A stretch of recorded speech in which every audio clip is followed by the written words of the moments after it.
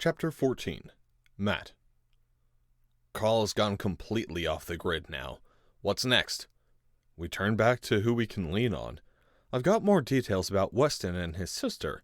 She didn't show up in the school records we grabbed because they don't share a last name. Adopted? No, looks like a pretty messy divorce. The father failed to get custody. Mother wanted nothing more to do with him, changed her name and her daughter's, and ran out here. But why not change Matt's name? Do I look like a psychiatrist? And here I thought you knew everything. Not as much as I'd like. My sister and I used to fight. A lot. We'd argue over anything. Whose turn it was to watch TV, who got to sit in the front seat in the car, what we'd be eating for dinner, so on. When we were really young, it was who got to sit next to Mom whenever we were out. Jen usually won that one, mostly by being smaller and more willing to burst into tears. I'd give in just to get her to shut up and quit embarrassing us in public. I'm not proud of it, but there were times when I wished she weren't my sister, that it was just me and Mom in the house. She was always getting in the way, even if just by accident. It wasn't that she always got her way, of course. Mom tried to be fair to both of us when she could manage it. I was a kid, though. To my mind, Jen always got better treatment. It was unfair. I was the older child. I helped out around the house more. I took better care of myself. I cleaned up after myself. I did my chores without complaint every time. I deserved more, didn't I? One single afternoon changed my mind completely. Jen was 10, and I had just turned 13 the week before. We were at a mall, just off the bus, looking around at stores and just generally wondering. I hadn't realized why Jen didn't go with her friends at the time. I only found out about her clothes cycling routine a couple years later. Mom bribed me to watch my sister there with the promise of taking me to a movie that weekend. I just needed to keep an eye on Jen for a few hours, make sure she didn't get lost or in trouble, and bring her home on the bus again. I wasn't about to turn that down, so I shepherded Jen around to store after store, impatiently pacing around and trying to ignore the awful mall radio with their terrible choice of music, made even worse by the commercials and announcements that kept pausing the songs. The mall was 3 stories, with escalators dotted all around, easy to get lost in. Jen was an expert, though. She knew how to avoid the crowds by taking the plain old staircases around the edges of the building. We stayed out on the border, which also happened to be where most of Jen's favorite stores tended to be. So it was that we ended up on the 3rd story, browsing through yet another clothing store, when I finally noticed a clock. It was getting late. Not time to go yet, but there was a show I wanted to watch when we got back, and I was determined not to miss it. If we left now, we could catch an earlier bus. I began hustling Jen, telling her it was time to go, pressuring her to hurry up. She took her sweet time, prancing up to the register and asking the salesperson question after question. Finally, as the minutes dragged on, I stepped in and forked over the cash, practically dragging Jen away by the hand. The nearest escalator was packed, so I hurried to the nearest staircase.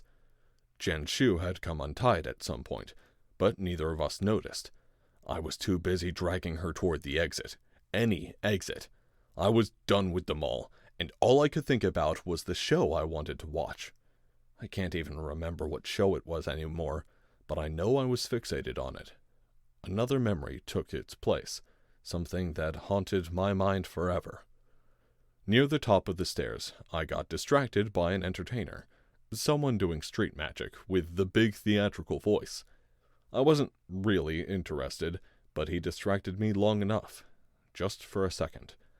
A single moment of distraction, and a sickening crack and thud.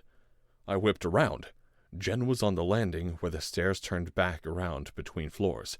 She was laying on her side, with limbs splayed out, but all I could see was her arm, twisted in a direction it should never go.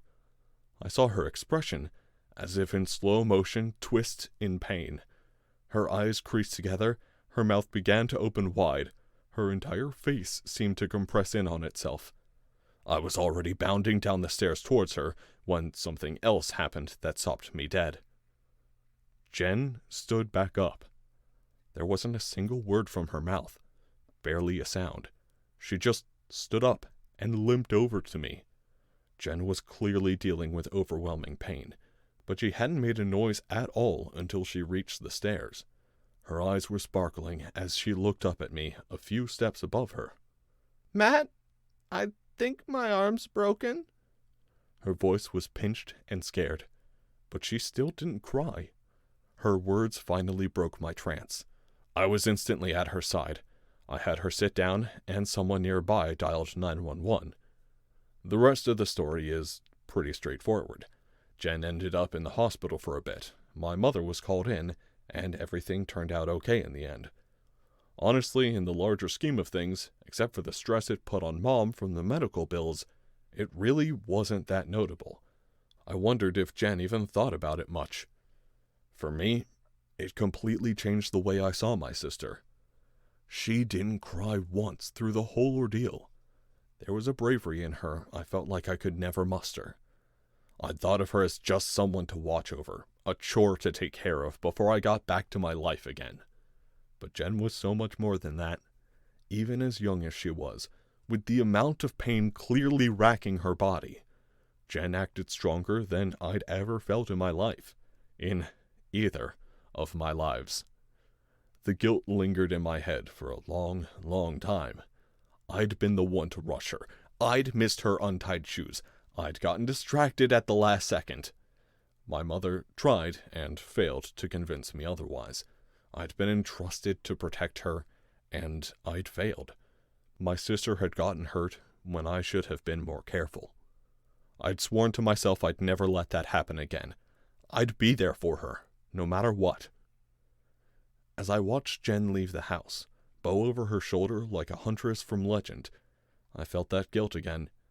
I felt like I'd failed her a third time.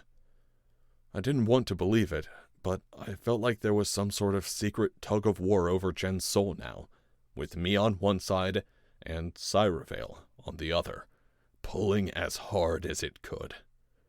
Her words struck me to the core, though she hadn't probably meant it like that. She'd inadvertently compared me to our father, a man she'd never really met. I remembered him, though, partly from my own memories, but mostly from conversations I'd had with Mom. He never seemed like a bad person, but in his own way, he scared me as much as any man I'd ever met. A cold, manipulative nature, devoid of emotion. My mother had described him as a controlling, selfish, heartless bastard, though never to my face. I didn't think I was like that, but the calculating, manipulative part? I could feel that sometimes. When Jen told me to back off, I had realized how I'd been pushing her in a direction without meaning to, a part of me lurking away just under the surface, until Jen shined a spotlight on it. I'd started stepping over the line, reducing her to being just someone to protect, forgetting who she was. Jen was right. She could more than take care of herself. I'd let those years slip by once again. My sister was an adult, even if she didn't look the part yet. I had to step back and let her make her own decisions. I was her equal, not her protector. And yet, she needed my help, didn't she? My mind was conflicted. I wasn't sure what I could do for her. Would it be better to try and forget Cyrevale entirely? To force the real world into place and try to persuade her to never mention it again? There was no evidence, after all, like I'd said. For all intents and purposes, we'd never disappeared. Our minds might tell us otherwise, but by the real world standards, we were totally normal. I tried to stick to that path, but it wasn't going well so far.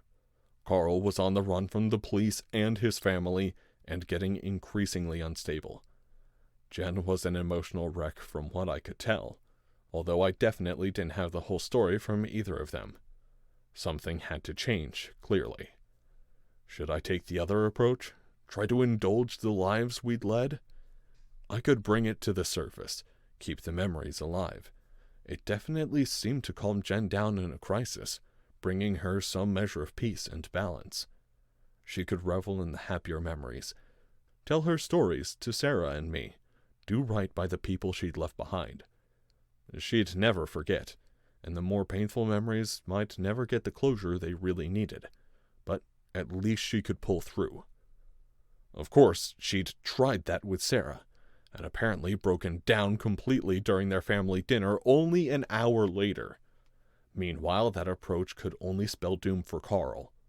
Every mention of Cyrevale, of the world he longed to return to, and the betrayals and sacrifices we'd made without following through on the consequences, would only bring him more anguish. There was the third choice, always lingering in the deepest recesses of my brain. To jump back as if no time had passed on the other side, to fling ourselves away from this world permanently, vanishing into thin air, and resuming our lives in Cyrevale. I'd rejected it out of hand after hearing it the first time, and every time it had floated back up in my thoughts. But as our lives continued to spiral into chaos on Earth, it kept swirling around in my brain as a final option. It was an escape valve, through which I had kept some measure of control. "I'm home!" came a shout from the garage. I struggled to my feet. One of my legs had fallen asleep from the awkward angle I'd sunk into. I was still sitting out back, long after Jen had left, and missed the garage door opening. I hurried out to help her with the groceries I knew she'd have brought home. Sure enough, she was carrying 2 bags on her arm as I walked past, and I grabbed up the third she'd set down to open the door. "Oh, thanks, Matt. You're my favorite son, you know that?" "I'm glad I beat out the competition." Mom set down the bags on the counter and ruffled my hair. I flinched away instinctively, and she laughed. I'd never liked people touching my hair, which, of course, meant that she did it at every possible opportunity. "How long until you head out again?" Her eyes flashed. She smirked. "Oh, you want me to leave? Need the house to yourself?" "I have work too, Mom." I rolled my eyes. "Oh, so it's not a pretty girl, then?" "Did she tell you?" I asked, surprised. "So, there is a girl!" Mom looked equally surprised. "And she would have told me. Oh, this is getting juicy." She opened the fridge and started putting away the milk. "Do tell." "There isn't," I sighed. "Or, I'm not sure if there is. We went on a date, but it was sort of interrupted." "She didn't like your hair?" Mom reached out and plucked at it. I brushed her away irritably. "No, there were just other things to talk about. Big things." I shrugged. "I don't think you could really call it a date in the end." "If you say so," she replied absently. She was digging through the cupboard, trying to find something she could eat quickly before she had to head out again. I think something in my voice got to her, though, as she suddenly stopped and turned around to face me, very serious. "Is something wrong?" I didn't want to lie to my own mother, not more than was absolutely necessary. I let my exhaustion show, all the stress built up in my head seeping out into my face in one smooth wave. "I have a choice to make about something, and I'm having a hard time figuring out what's best." She looked confused, but it didn't deter her. "What sort of choice?" "Between 2 important people, and which I believe is right. Or if neither of them are, I don't know." I shrugged again. "Whichever I decide, there's no going back, no do-overs. It'll be final." "Do I know either of these people?" "Yes." Mom's eyes narrowed. "Is one of them Jenny?"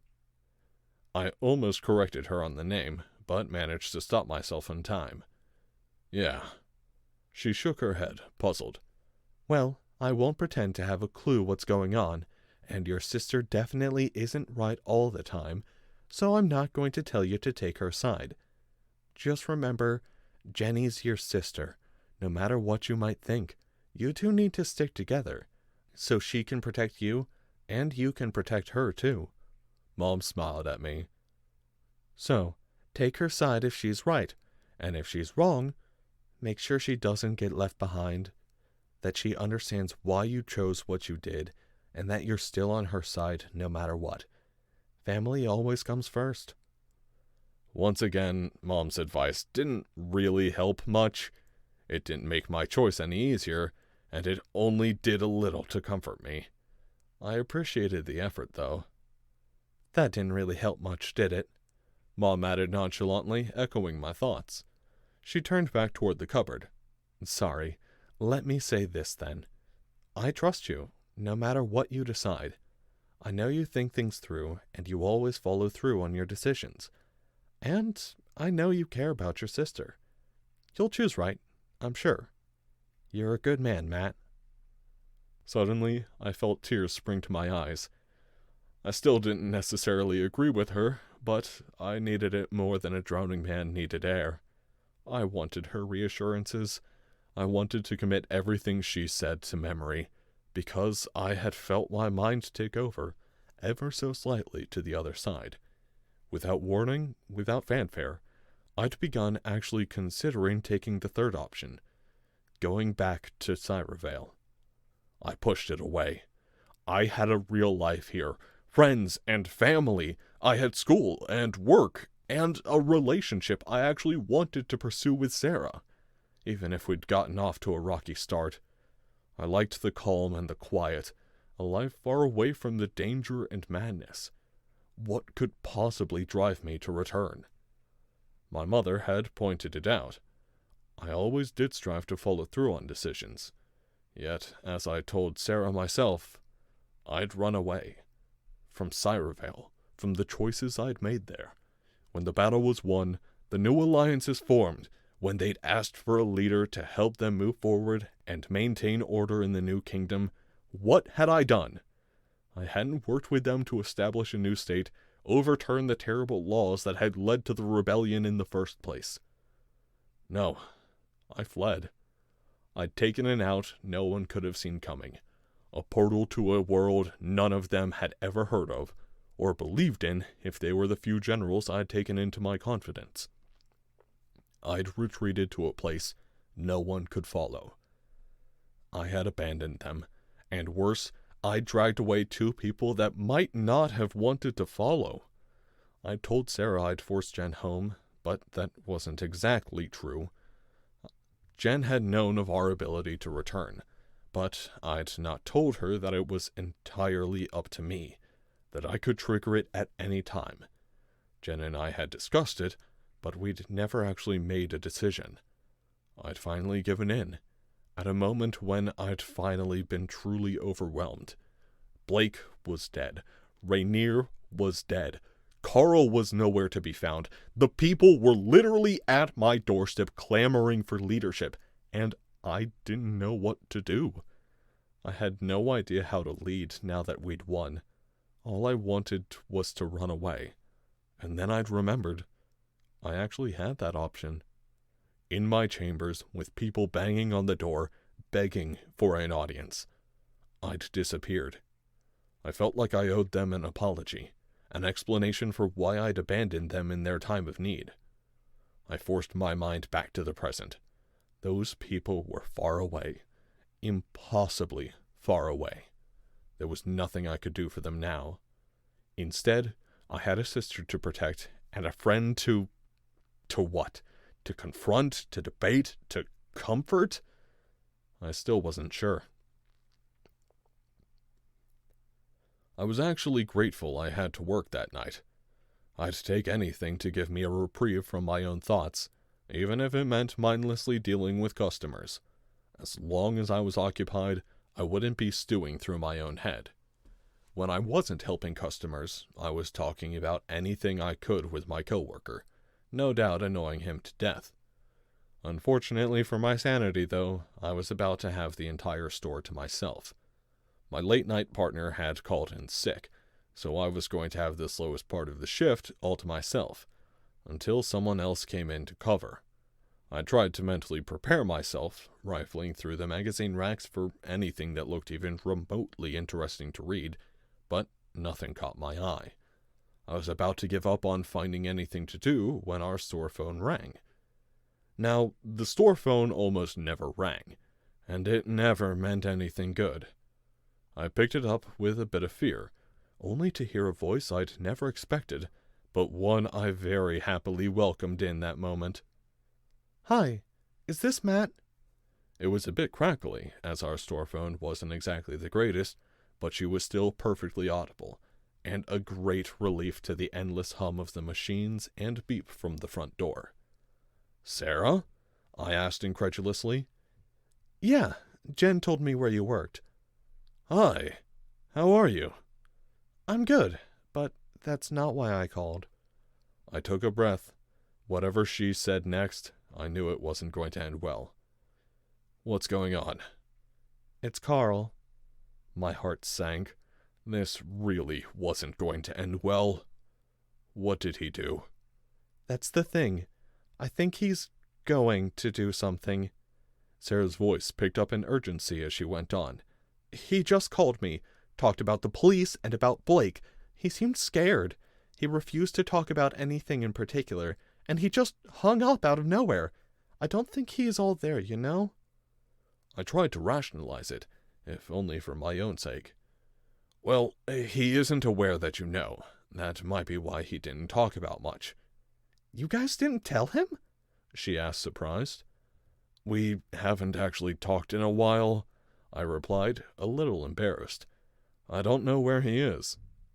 "Matt, that's really, really bad, isn't it? Jen didn't say much about him, but he was a pretty big deal over there, right?" "Yes. He was a general, kind of. A lord." "So, he's already feeling a loss of power, and now he's missing out on his friends and losing control all over. He's going to try to get that back somehow." "I don't know what to do about that," I admitted. Something about her voice made me want to be honest. Or maybe I just really wanted advice from someone who knew what was going on, since my mother hadn't been much help. "I don't either," she replied to my dismay. "But we can't just leave him to wander out alone in the streets. He needs help." The doorbell chimed. I looked up, and a shabby-looking man was there, looking at me expectantly. "I'm sorry, Sarah. I have to go. I'll keep that in mind." "Okay. Good luck," she added as she hung up. The man just wanted a pack of cigarettes. While I checked his ID, the door chimed again. I didn't bother to look up until the new voice addressed me directly. "Matt, we need to talk." His tone chilled my blood to ice. It was a voice I hadn't heard in a long time. Not Carl, but the voice of Lord Candir, whom I'd never trusted for a second. The man who betrayed Rainier Selman to his ultimate death. "Hi, Carl," I said, trying to keep things calm. The customer was struggling with his wallet, his hands unsteady.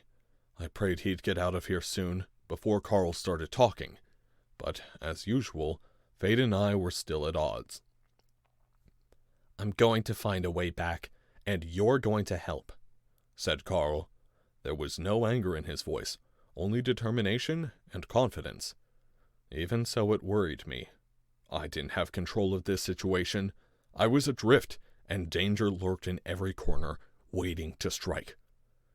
"Not sure what you're talking about," I said mildly. The customer finally got his wallet out of his pocket and began to count out change, coin by coin. "I found a guy, Daniel Whitman. He knows about Sirevale. He'll know how to get there. He even lives in town, Matt. We can go back. All of us." Carl sounded almost deranged. His voice rose as he went on.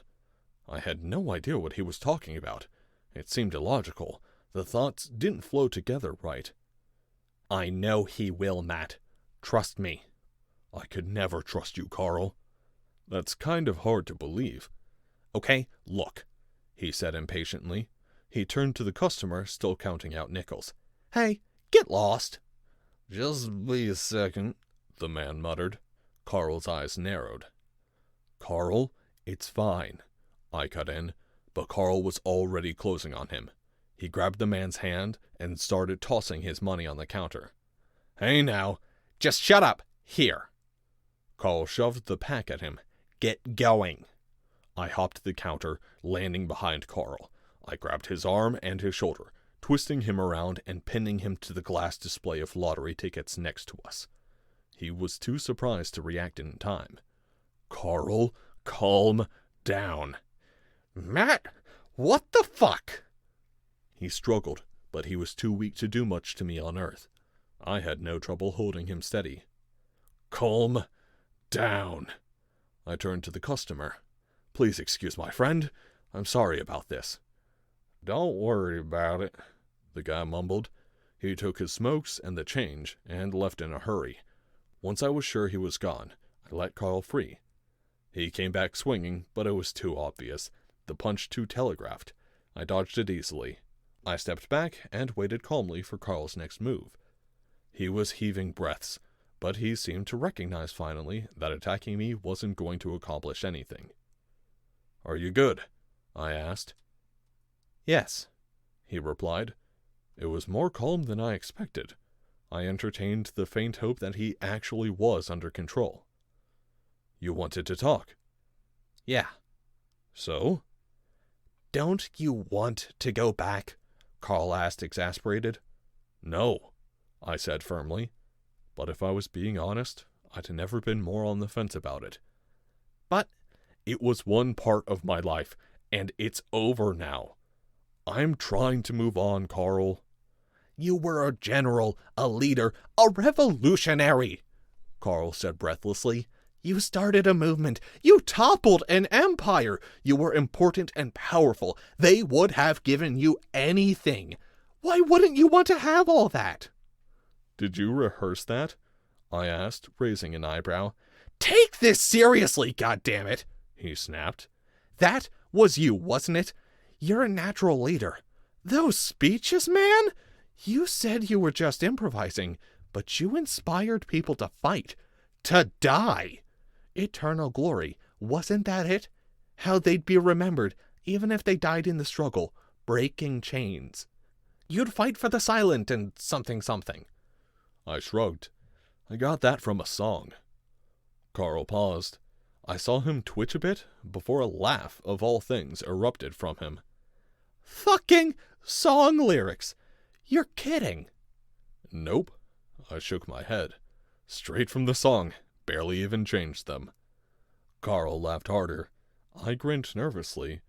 Maybe he was getting back to normal? See, this is why you have to come back, Matt. My hopes were dashed as quickly as they'd grown. Help me find this guy. We can all go back. You belong there. I belong there. Jen definitely belongs there.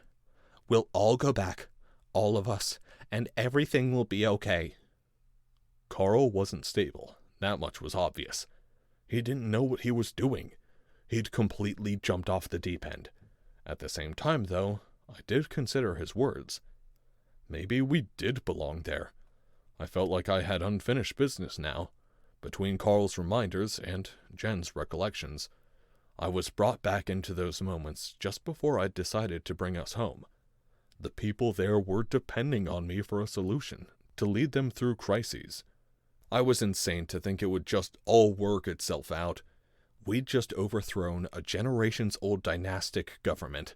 Chaos was bound to follow no matter how well we handled the transition. We'd only just begun our work there. Responsible. Everybody called me the responsible one.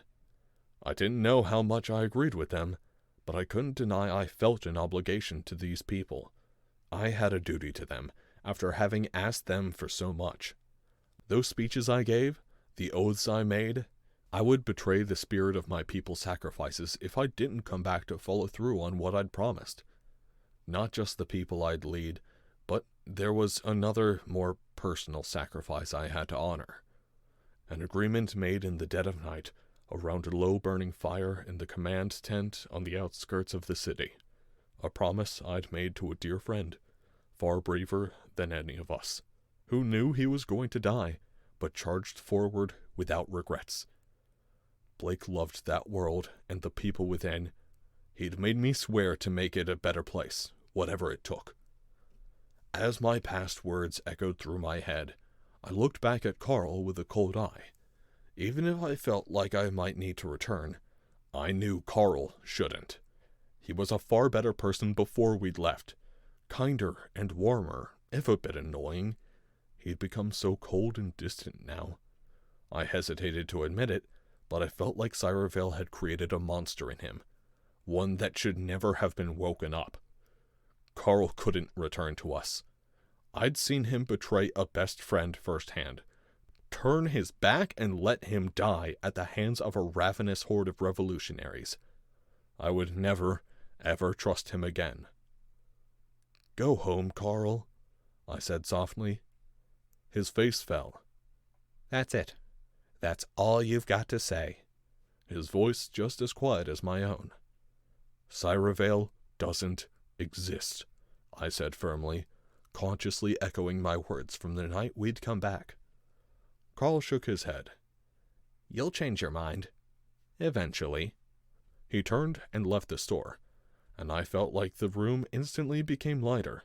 I found it easier to breathe, as if the weight of Carl's presence had settled right on my lungs. The release seemed to affirm my decision to shut him out. I leaned back against the counter, once again lost in thought. Now I had two paths in front of me. One of them grew increasingly dimmer each day, which I'd tried to walk down, but had lost my way. Beside me, another path began, where my sister and a world I thought I'd sworn off loomed like ancient towering statues, silently judging my every move. I felt my mind turn, and with reluctance and fear in my heart, I stared down that second path.